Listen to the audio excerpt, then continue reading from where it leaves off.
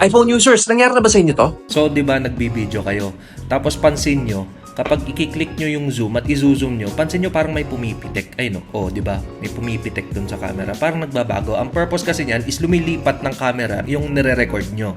Kaya siya pumipitik na ganon. Okay, so ang pinakamadaling solusyon para maayos yan ay ipapakita ko sa inyo. Magpunta muna tayo dito sa settings. Tapos magpunta tayo dito sa camera. Magpunta tayo sa record video.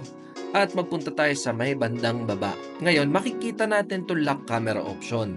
Nakapatay ito as default. So, tandaan nyo guys, itong lock camera option, i-on natin yan para kapag habang nagre-record kayo ng video, hindi na pumapaltik yung camera nyo, kundi isang camera lang ang ginagamit niya for the rest of the video.